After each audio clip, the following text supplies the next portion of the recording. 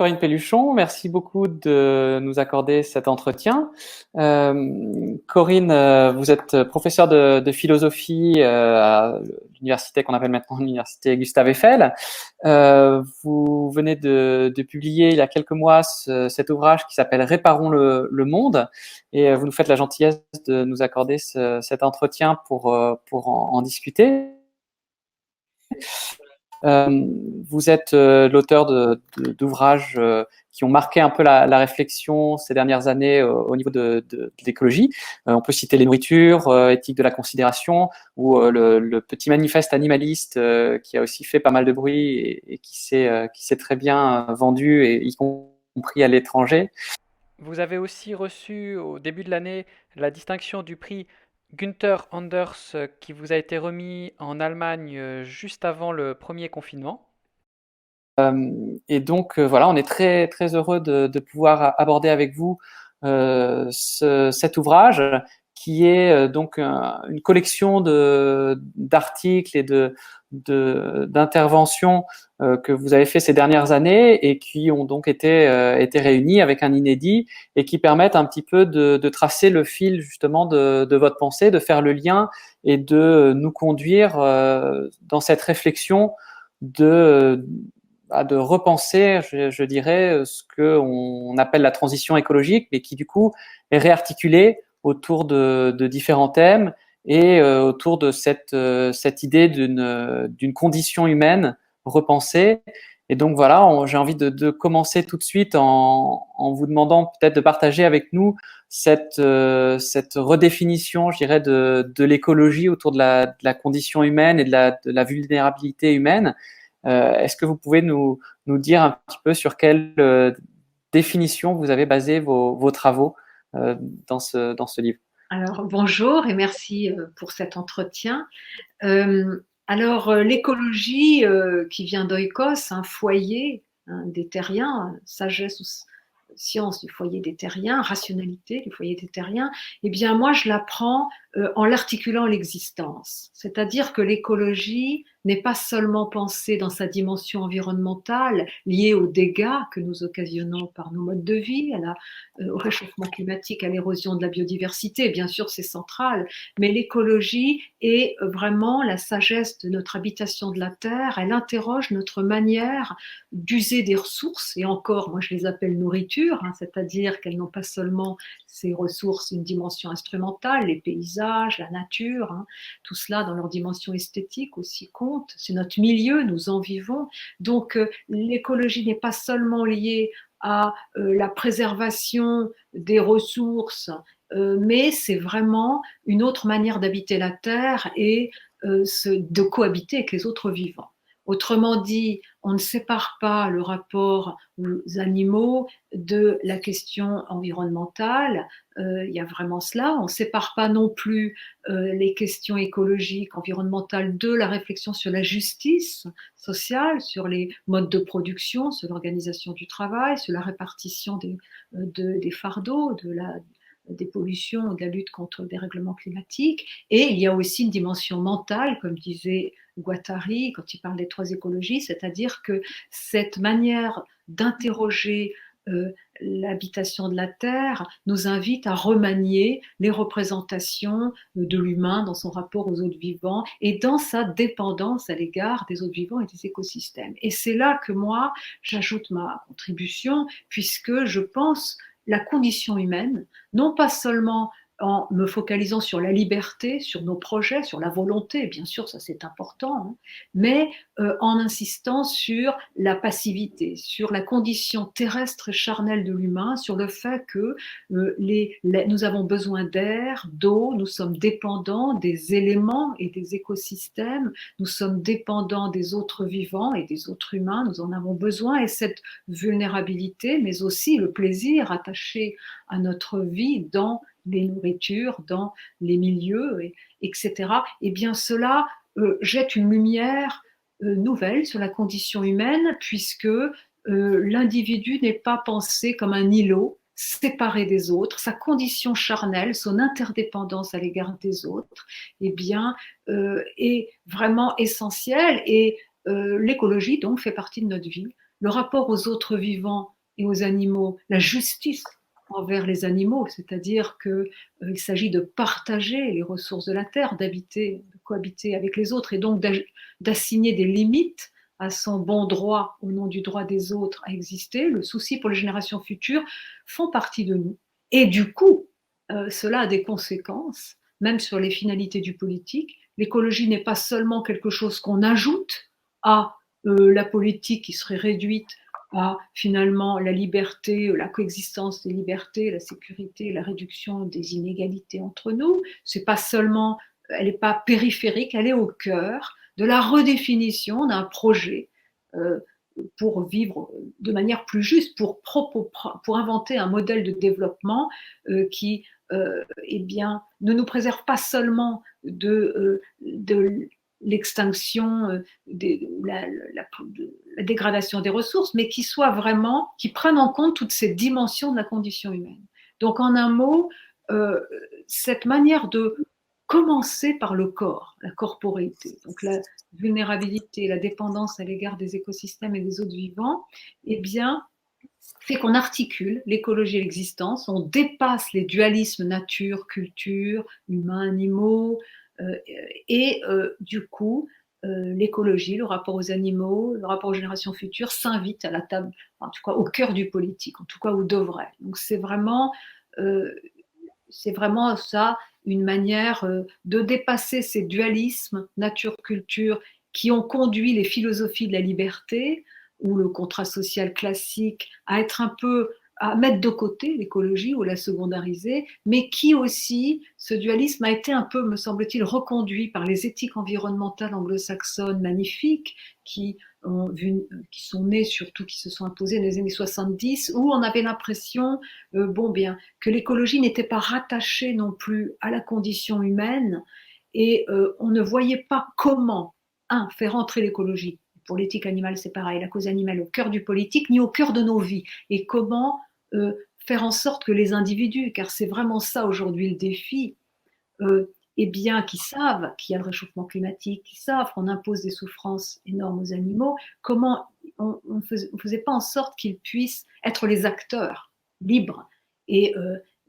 désirants de la transition écologique. Et là, en articulant ça à l'existence, on rapproche l'écologie des animaux de notre vie. Et moi, je m'interroge aussi sur les traits moraux qu'il s'agit de développer, manière d'être, émotions, affects, pour que justement ce travail de transformation de soi ou de remaniement de ces représentations qui est au cœur des changements dans les styles de vie, pour que ce travail soit fait et amène une transition écologique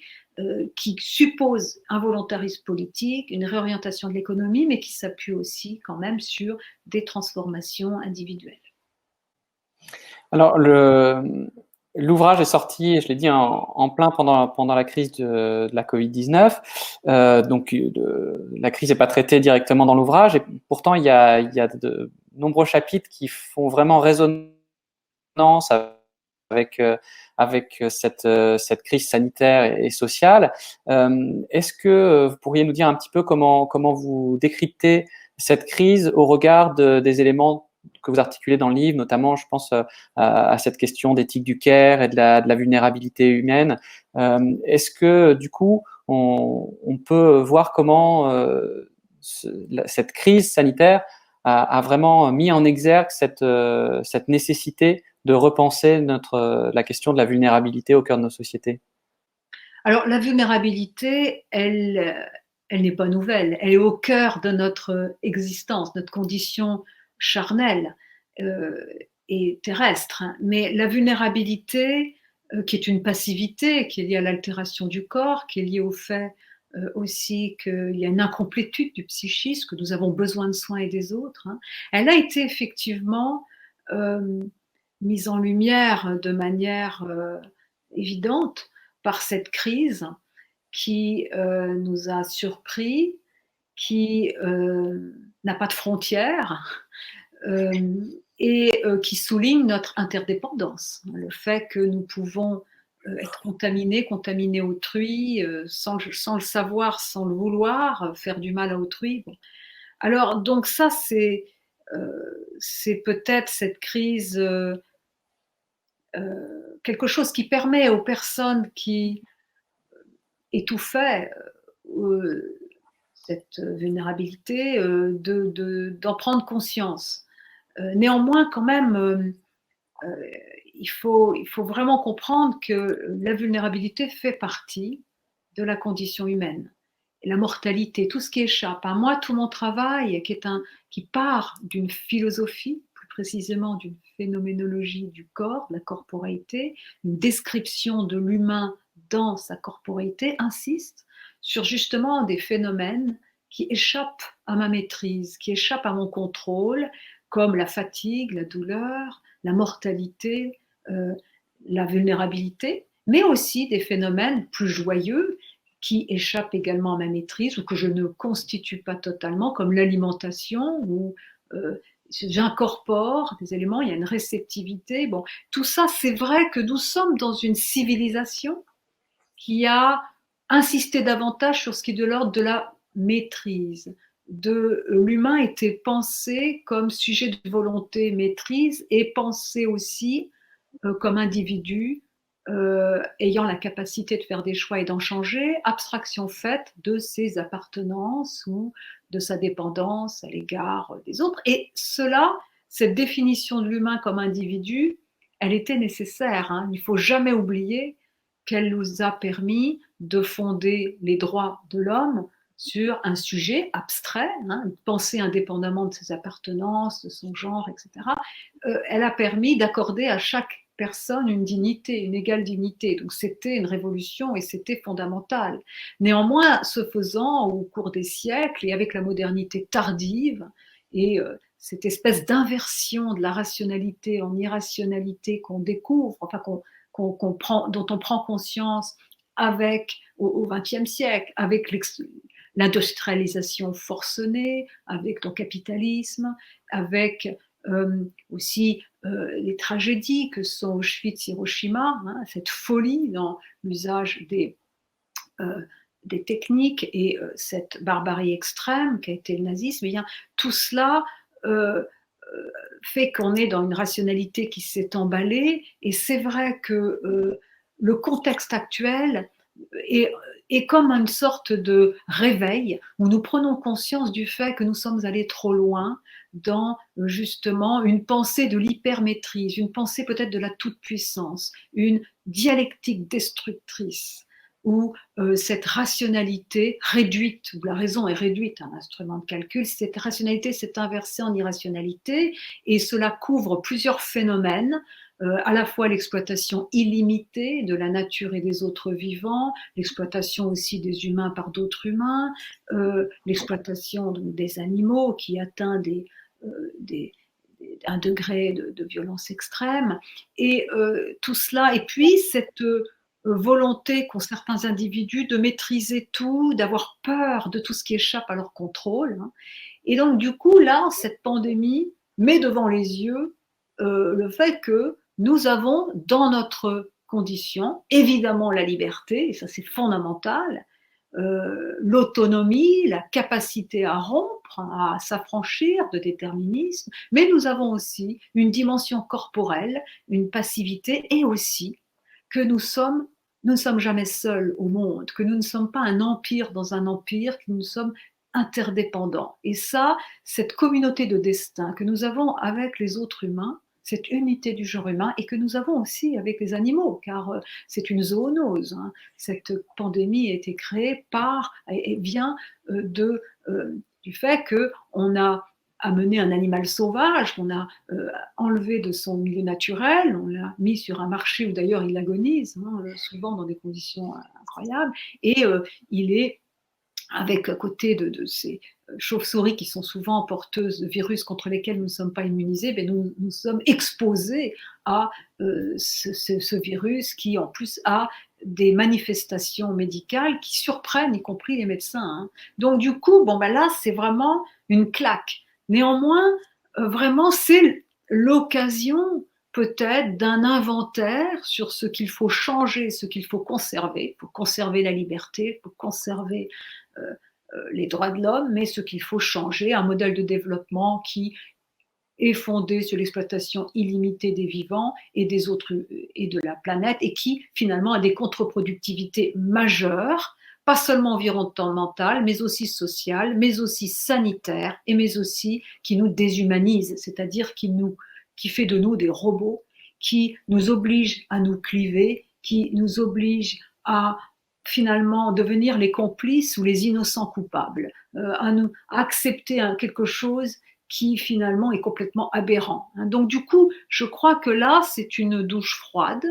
et l'occasion de faire un inventaire de ce qu'il faut conserver et garder et de promouvoir des changements structurels importants dans la relocalisation de la production. Le manque de masques, c'était aussi va pointer un petit peu cette fragilité d'un pays pourtant riche comme la France, de soigner davantage les personnes qui nous soignent, donc l'importance de tous ces métiers qui sont un peu invisibilisés, infirmières, caissières, tous ceux qui nous nourrissent, tous ceux qui réparent ou qui soutiennent le monde. Et puis, c'est l'occasion d'une transition écologique, laquelle implique de réorienter l'économie pour la mettre au service des humains, des vivants, et au lieu de calquer l'élevage, l'agriculture sur l'industrie, et il faut vraiment soustraire la production de certains biens au diktat du profit, qui finalement est le profit de quelques-uns. Donc il y a vraiment là l'idée de promouvoir un modèle de développement, une autre économie. L'économie, c'est la même racine étymologique oikos qu'écologie, et bien pour que justement on rectifie le tir, et cela peut pas se faire en claquant les doigts, mais ça peut se faire par des changements structurels, par un volontarisme politique, et aussi chaque individu est appelé à faire sa part dans ses styles de vie, dans ses modes de consommation alimentaire. Il est évident qu'il s'agit aujourd'hui de réduire sa consommation de produits animaliers, pas seulement pour le bien-être animal, mais évidemment pour le bien-être animal, mais aussi pour le coût environnemental de tout cela. Et nous sommes quand même dans un contexte démographique à 8 milliards quasiment d'individus sur Terre. On ne peut pas continuer à avoir les styles de vie qu'on a. Mais je dirais que ce qui est vraiment fondamental, c'est que la prise au sérieux de sa vulnérabilité, c'est aussi la vulnérabilité, c'est la fragilité, c'est la passivité, mais c'est aussi une force. C'est aussi la responsabilité, c'est être capable d'être concerné par autrui. Et ça, c'est vraiment important aujourd'hui de penser la liberté comme étant modifiée par cette conscience que nous ne sommes pas seuls au monde, que nos modes de vie ont un impact sur les autres, humains et non humains, et certains vivant très loin de chez nous et certains vivant après nous, et que tout cela nous oblige à intégrer au cœur de notre bien-être et de notre intérêt propre, l'intérêt des autres, élargi aux générations futures et aux autres vivants. Et ça, cet élargissement de sa conscience, de sa considération, est vraiment, peut être un gain pour chacun. Parce que vraiment, le modèle de développement dans lequel on est, eh bien, je trouve, ampute chaque individu, ampute aussi ou à dégrader la raison, qui est devenue un instrument de calcul, qui est vraiment la modernité, c'est aussi l'histoire d'une raison devenue folle, mais ça ne veut pas dire qu'il faille jeter le bébé avec l'eau du bain. La raison, la rationalité, c'est très important, y compris la rationalité technique et scientifique, mais là, il y a vraiment, et pour moi, la cause animale, évidemment, dans ce vaste mouvement de reconsidération de ce qui est important pour bâtir un modèle de développement écologiquement soutenable, mais aussi nous réhumanisant, pour réenclencher un processus civilisationnel, je pèse mes mots, où le progrès ne soit pas régression, eh bien, je crois que vraiment, il faut faire sa part et vraiment repenser cette dimension, cette condition charnelle et terrestre qui, effectivement, fait que on va élargir la sphère de sa considération et ne pas seulement vivre en pensant la dimension individuelle de son existence, car quand on n'a pas d'horizon dépassant la sphère privée, la dimension individuelle de son existence, eh bien, il n'y a que le matérialisme, il n'y a que la possession de biens matériels, qui sont aujourd'hui précaires d'ailleurs, ou la recherche de la gloire qui fonde finalement le désir de vivre, et c'est très fragile. On a évoqué cette question d'essayer à la fois de changer le système qui nous emmène vers une impasse écologique, de se changer aussi nous-mêmes, on va dire, dans ce que vous appelez dans le livre aussi le risque de la pléonexie, c'est-à-dire cette définition des Grecs du besoin de toujours avoir plus qu'autrui et contre lequel on essaye au contraire de lutter pour plus de sobriété pour nous permettre à tous de vivre dans notre monde. Peut-être on peut, pour essayer de dépasser toutes ces notions qui sont importantes, mais qui peuvent entraîner parfois un peu de désespoir, de voir aussi imaginer vers quel monde on essaye de se diriger, de voir quels sont peut-être aussi les motifs d'espoir qu'on peut imaginer. Si on veut réparer le monde, c'est aussi pour avoir un monde dans lequel on est plus heureux tous ensemble, humains et non humains.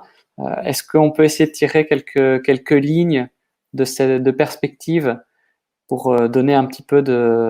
voilà, d'espoir et d'allant aux luttes écologistes? Alors d'abord, je vais revenir sur ce que vous avez dit sur la sobriété. La sobriété, comme son nom l'indique, ça suppose le plaisir, ou du moins un sentiment d'épanouissement de soi, à vivre de manière, à consommer autrement, voire à consommer un peu moins qu'on ne le fait aujourd'hui. Donc ça veut dire que il n'y a pas un divorce entre le bonheur et le devoir. L'écologie,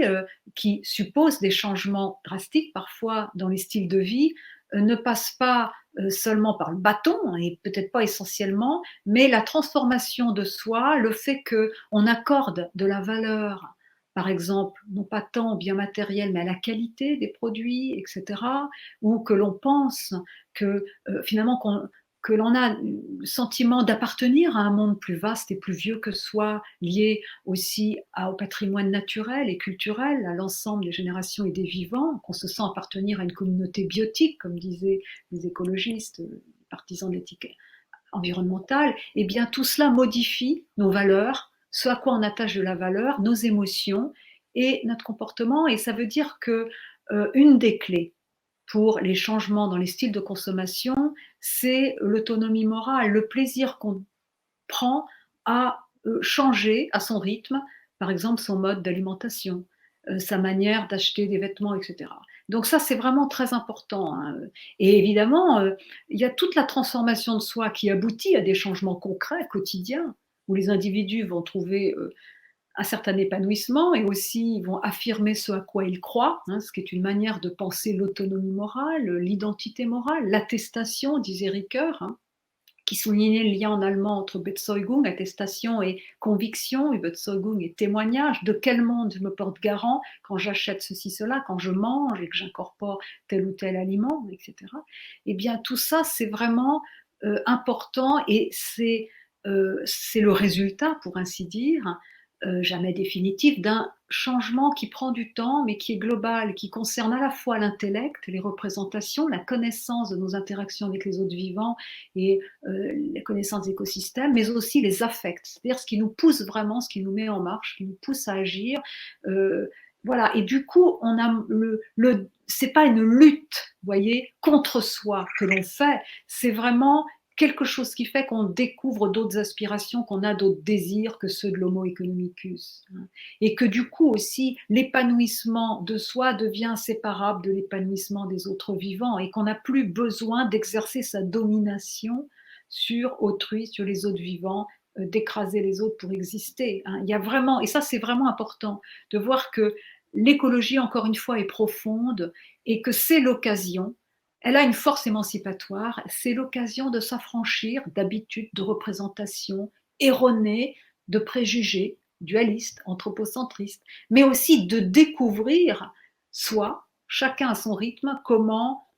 vivre mieux. Alors, je n'ai pas dit être heureux, c'est-à-dire béat, puisque dans le contexte actuel, et là je reviens à ce que vous avez dit, marqué par des crises énormes et par beaucoup d'incertitudes, dont beaucoup d'angoisse, il est important aussi d'apprendre à traverser ces émotions négatives, que sont la peur, que sont l'indignation, la colère. Et ça aussi, j'en parle dans l'éthique de la considération, il y a tout un travail aussi sur les émotions négatives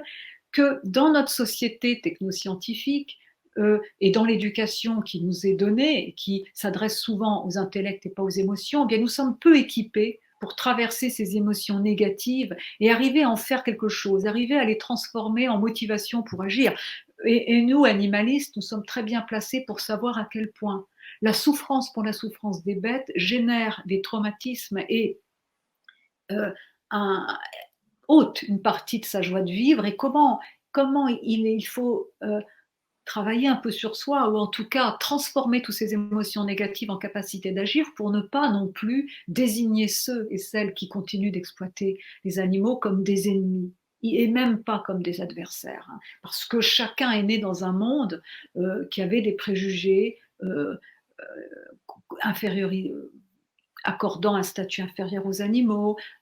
Nous sommes nés dans une société extractiviste et productiviste, et tout le monde baigne là-dedans. Et du coup, il faut beaucoup d'efforts pour s'en arracher, souvent un choc, et il ne faut pas désigner ceux qui sont encore dans ces schémas comme des ennemis. Donc du coup, mais il y a aussi un travail à faire pour transformer même la peur qui est liée à la conscience du danger, mais souvent où on est dans la panique, où on la refoule, il faut non pas être dans le déni, non pas dans la panique, mais la surmonter pour en faire le courage. Ça s'appelle le courage, qui est une vertu. Donc, vous voyez, il y a ça. Alors, les promesses, ou Parce l'espoir. qu'il y a cette question aussi donc de faire ce travail sur soi, sur ses émotions, mais Niveau il collectif. faut aussi voilà qu'on puisse penser, parce qu'on est dans un système avec beaucoup d'injonctions contradictoires, et ce travail, il doit aussi s'accompagner d'un changement sociétal, d'un changement Et politique. plus que ça, et d'un changement d'imaginaire. Mais ça, c'est le prochain livre que je publie en janvier, porte là-dessus, hein, sur justement un changement d'imaginaire et un projet collectif qui, justement, place l'écologie, la cause animale, le vivant au cœur d'un projet d'émancipation. Mais c'est vrai que là, votre question, elle était comment faire que les crises atroces, hein, que nous allons traverser, écologiques, politiques et sanitaires, ne nous fassent pas baisser les bras et ne conduisent pas certains à adhérer à des récits simplificateurs liés à la distinction, à l'opposition ami-ennemi. On voit bien qu'il y a aujourd'hui des forces de la réaction extrêmement puissantes qui donnent lieu au réveil du nationalisme, etc., etc. Eh bien, je crois que là, vraiment, moi, je crois qu'il y a des processus. Nous sommes à la croisée des chemins. Je crois qu'il y a vraiment une opposition entre moi, ce que j'appelle l'âge du vivant, qui est lié à cette réconciliation avec sa finitude, sa vulnérabilité, et cette prise de conscience profonde de l'écologie, de la cause animale, d'un vœu de promouvoir un modèle de développement moins violent et plus juste, et d'un autre côté, eh bien, le vieux monde et les réflexes de toute puissance, de domination sociale et de la nature et des autres qui sont très tonitruants et dont on a des visages, même chez certains présidents de grandes nations, Trump, etc. Donc je pense que le risque de guerre est important, je crois. Nous avons ainsi cela, nous sommes à la croisée des chemins, et le mouvement, l'âge, le mouvement, le processus qui pourrait être en marche rencontre des résistances. Et ça, c'est très difficile à vivre. De même, pour la cause animale, on voit bien qu'il y a quelque chose, la société prend conscience de cela, mais il y a des résistances énormes. Et donc, c'est difficile, il y a même un chaos, hein. Il y a des conflits, et souvent, ce qui émerge même au niveau des médias, c'est la conflictualité. Non, même pas la conflictualité, parce que la conflictualité, c'est sain. C'est au cœur de la démocratie, qui est toujours un régime qui vit de cette conflictualité. Ce qui émerge, c'est la contestation, c'est des polémiques parfois stériles. Mais je crois que ce qui est important, c'est que la transition écologique, c'est la seule chance que nous ayons d'éviter des effondrements en cascade, qui ne sont pas seulement écologiques, mais politiques. Et donc, du coup, il s'agit aujourd'hui et maintenant de se demander comment, concrètement, dans sa vie, mais aussi au niveau collectif, local et national, on peut initier des changements structurels. Tous ceux et celles qui, sans bruit, réparent le monde, en modifiant les modes de production, en se reconvertissant d'un élevage ou d'une agriculture intensif vers un modèle plus extensif, eh bien cela répare sans bruit le monde. Ce qu'il faut, c'est nous les accompagner. Et chacun fait sa part. Alors les politiques, d'ailleurs ils commencent, on voit bien que Bruno Le Maire parle de relocaliser la production. Il est clair que pour moi, l'agriculture devrait être au cœur de la transition écologique, car d'abord nous sommes un pays anciennement agricole et que la transition écologique, elle passe énormément par l'assiette. Elle passe énormément par le fait de recréer des zones de convivialité et des bassins d'emploi dans des régions qu'on a considérées comme des endroits récréatifs pour touristes ou comme qu'on a laissé à la déshérence. Hein. Donc du coup, il y a toute une manière de repenser les campagnes, de repenser les métiers, et toutes ces transformations sont structurelles, économiques et supposent un volontarisme politique. Mais si les politiques sentent qu'ils n'ont pas des citoyens extrêmement vigilants et capables de s'organiser et de faire des propositions, ça ne marchera pas. Il faut donc d'un côté qu'il y ait cette force et cette capacité des individus à s'organiser, et à se faire entendre leur voix, et d'un autre côté, des gouvernements qui prennent la mesure des attentes et des restructurations nécessaires. Je trouve que quand même, on peut dire ce qu'on veut du gouvernement actuel, il y a quand même quelques messages qui sont passés. Alors bon, bien nous sommes évidemment insatisfaits des résultats concrets, mais quand même, quelque chose pourrait advenir, et les changements structurels qui sont nécessaires à plusieurs niveaux, et notamment dans les modes de production, la réorganisation du travail, dans ce qu'on valorise même financièrement, dans la réorientation des aides de la PAC. L'Europe est un levier essentiel de la transition écologique, et sans ce levier-là, les États auront du mal à lutter contre la mainmise des multinationales, parce qu'il faut quand même dire que ce qui bloque la transition écologique, c'est quand même la toute-puissance des lobbies. Hein. Eh bien, sans ce travail-là, rien ne sera possible. Mais moi, je crois que c'est possible. Et puis, il y a le travail philosophique que des gens comme moi font, et qui sera surtout au cœur de mon prochain livre. C'est toute une manière de destituer un imaginaire lié justement à la domination, pas seulement sociale, mais de la nature et des autres vivants, et de proposer ce qui fonde un projet vraiment d'une société écologique et démocratique. Ce qui fait que le sens du mot progrès n'est plus ce qui est lié à l'extractivisme, au productivisme, au scientisme, mais c'est autre chose. Bon, c'est au cœur de ce que je vais proposer dans le livre qui s'appelle Les Lumières à l'âge du vivant, mais là, il y a vraiment accompagné cet âge du vivant qui a plusieurs couches, et qui s'adresse à la fois à l'individu dans ses désirs, ses aspirations, mais aussi dans toute sa liberté, puisque moi je crois que l'écologie est un projet d'émancipation. Ce n'est pas avec des injonctions moralisatrices, ni seulement avec des réglementations économiques et juridiques, il en faut, parce que quand il n'y a pas de loi, on ne protège pas le vivant, hein, on le voit avec les animaux, il faut une législation, mais ça ne suffit pas. Mais l'écologie est un autre projet de société, un projet d'émancipation qui n'implique pas la ruine de l'État, la ruine économique, qui implique de faire d'autres métiers, de mettre l'accent, par exemple, sur l'agriculture, les agriculteurs qui rendent des services écosystémiques majeurs et qui nous nourrissent, et à mon avis, il faut qu'ils nous nourrissent autrement, mais et de la question de la fiscalité, enfin tout ça, mais tout ça, c'est porté par non pas des valeurs nouvelles, mais des biens réévalués. Et ça se fonde aussi sur la déconstruction de tout un tas de représentations, comme je disais, erronées, sur la place de l'humain dans la nature, sur les animaux, sur ce qui a du sens dans la vie, sur les critères de la réussite, qui sont complètement façonnés par le capitalisme, qui n'est pas seulement un mode économique, qui est une manière de penser, qui est une anthropologie qui divise, disait André Gortz, et qui pousse à vouloir des biens que les autres ne veulent pas, à entrer dans une addiction à la consommation, et qui produit un vide moral et spirituel. Et moi, je crois que, vous voyez, la philosophie a toute sa place parce qu'elle est quand même au service d'une rationalité et non pas d'une religion. Elle est au service de la liberté de penser et non pas de la soumission, ni l'esclave ou